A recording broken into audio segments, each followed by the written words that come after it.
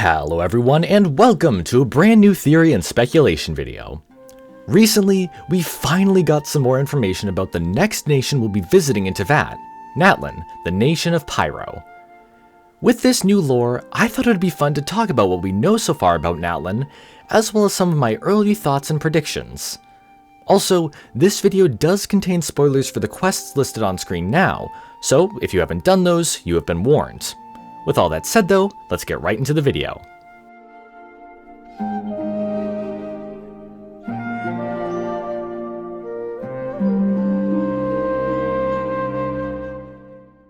As we learned from Augustus Lovelace, Natlan is located to the west of Sumerio's Great Red Sand. Whether it is attached to the desert or is an island nation, we aren't sure yet. We do know that there are natural hot springs formed by volcanic activity, which may introduce the blazing heat effect into the overworlds. Natlan is also home to the mysterious Mar Javarii, an endless plain of ash where the wind does not blow. From the lore of the Talking Stick, we learned that this area was formed over 1,000 years ago during the time of the warrior Tenakth.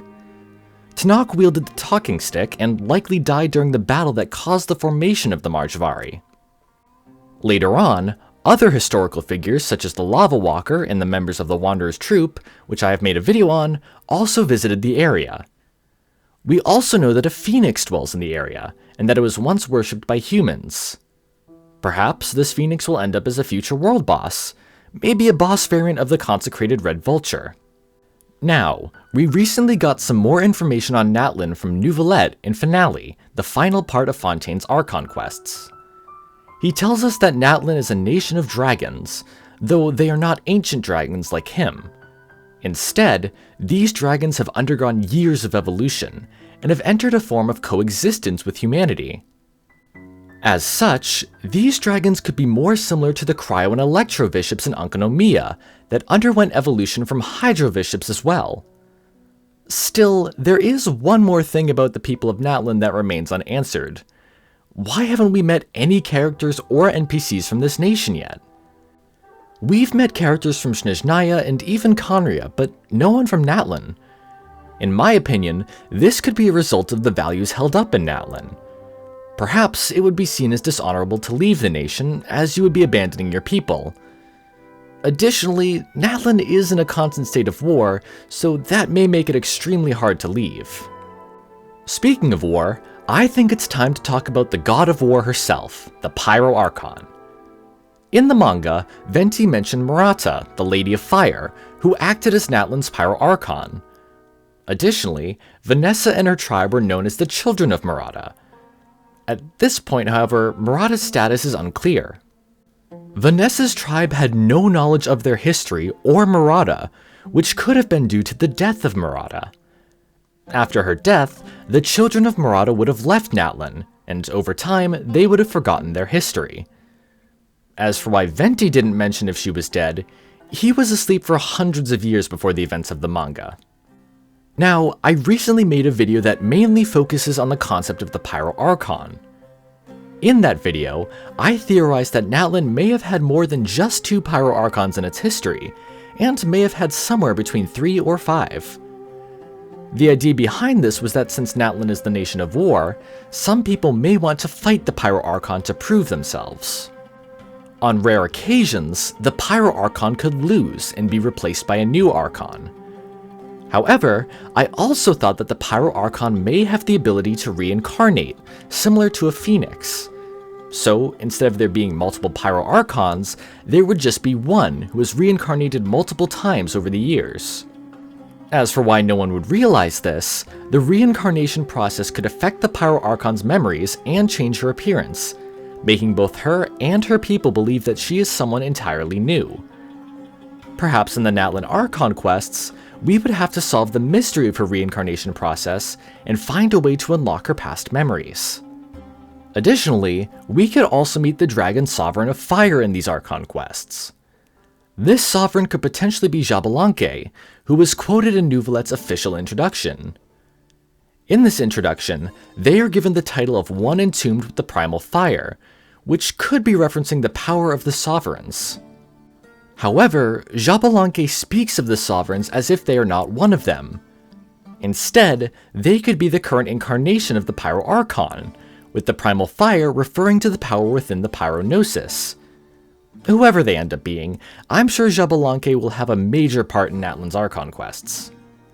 Moving on now, I'd like to talk about the Fatui Harbingers that we could see in Natlan. As with the previous nations we have visited, the Fatui will have a presence in Natlan, especially since they only need the Pyronosis now. At the end of the Fontaine Archon quests, we learn from Neuvillette that Il Capitano is currently in Natlan, fighting in the endless wars of the nation. Although his official ranking in the Fatui hasn't been revealed yet, it can be surmised that he is the first of the Fatui Harbingers, given his power and the Order of Tartaglia and Wanderer's voice lines reflecting the order given so far. As such, meeting such a powerful Harbinger would be both exciting and terrifying. Despite his strength though, he doesn't seem like one to go after us for no reason. When the Knights of Avonius expedition had a chance encounter with a group of Fatui led by Capitano, both he and Grandmaster Varka were able to quickly agree to peace. After that, the two sides remained cordial with one another for the time they were in the same area. Varka even mentioned that he would have loved to spar with Capitano had the situation of their meeting been different. With all of this said, I think our encounters with him will be more like our interactions with Tartaglia or Arlecchino. Speaking of Tartaglia, I would really like to see him again in Natlan. This isn't just because he loves fighting, or the fact that he's nicknamed Mr. Worldwide by the community. I have an actual reason for wanting him here.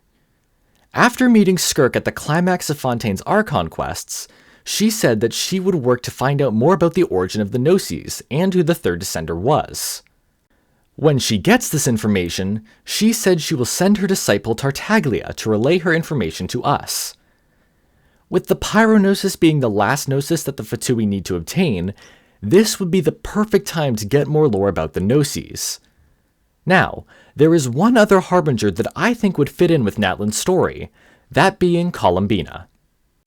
I discussed her a bit before in my video about Istaroth, and how I think she could have connections to Celestia. Having her present for the collection of the final Gnosis would therefore make sense, and she would also likely be able to provide more information of the Gnosis, the Four Shades, and more. Of course, I'll go more in depth on the Harbingers in Natlan in a future video, along with separate videos for Capitano, Columbina, and the other Harbingers as well. Now then, before I wrap up this video, I'd like to talk about some ideas involving Natlan's first weekly boss. I know I just made a video on Fontaine's second weekly boss earlier this week, but hey, weekly bosses are one of my favorite parts of this game. Just like the Harbingers, there will be a more in-depth video on this concept in the future. Anyways, my first idea for a weekly boss is one of the most obvious ones, that being Capitano. We know that he is in Natlan and that he is incredibly strong, making him an excellent challenge for us to prove our strength in the Nation of War. Additionally, the information given by Tartaglia and Skirk about the Gnosis could make us want to prevent the Fatui from obtaining the Pyronosis. As such, Capitano would then be forced to fight us, leading to the weekly boss fight. Alternatively, if Columbina is in Natlan, she could fight us to keep us occupied while Capitano goes to obtain the Gnosis. Due to her theorized celestial origins, I think it would be cool if she even used the Gnosis during the fight. Also, I really want to see her bring out a form that looks like a biblically accurate angel, and that would be a terrifying and awesome fight. Switching gears a bit though, my current final idea for the first weekly boss of Natlan would be the Pyro Archon herself. I think this would be an interesting twist on the formula, and it could line up with some ideas I brought up earlier. If what I said about her being able to reincarnate like a phoenix ends up as true, then something might happen that will have us force her to reincarnate via fighting her. Perhaps during her reincarnation, we would use our power alongside others like Capitano or Columbina to unlock all of her memories, allowing her to give us more information. Of course, her current incarnation may not want to do this willingly, causing the fight to be necessary. Now, I've mentioned quite a few story bits throughout this video, so let's focus on that. I believe that the story of Natlan will revolve around obtaining the Pyronosis, even more so than in the previous nations. What I mean by this is that the location of the Gnosis could be a mystery, perhaps lost to the memories of the Pyro Archon when she reincarnated long ago. She may have left the Gnosis with someone to keep it safe, similar to how the Electro-Gnosis was kept safe by Yaimiko. This someone could even be Xbalanque, who could have been a trusted friend of a previous incarnation of the Pyro Archon. The title of being entombed with the Primal Fire would then reflect their possession of the Gnosis, rather than them being the Sovereign of Fire or the Pyro Archon. Interestingly, this plot could lead to any one of the weekly boss ideas I had becoming true. We would fight either Capitano or Columbina for the Gnosis if we found out some certain information from Skirk, and we would fight the Pyro Archon if she was unwilling to reincarnate, so that we could unlock her memories and find out where the Pyro-Gnosis is. Now, these speculations are still quite early, so like I did with Fontaine, I will be starting a Natlan speculation miniseries around the time of version 4.5. I will have videos on weekly bosses, the Fatui, plot ideas, and much more. Of course, the miniseries will culminate in a Natlan mega video, which should release around the launch of version 4.8. Anyways, those are some of my ideas for Natlan and what we could see in the Nation of Pyro. I did make another video about Natlan recently, so if you haven't seen that, I recommend you check that out. Outside of the Natlan speculation miniseries, I do want to make videos on topics I talked about today, including the Gnosis, Skirk, and more, so stay tuned for those. I'd love to hear what ideas you have for Natlan and its story in the comments below as well. Anyways, that's it for this video. Thank you so much for watching. Sources and further readings are also in the description if you want to check them out. I hope you all have an amazing day, and I'll see you all in the next video.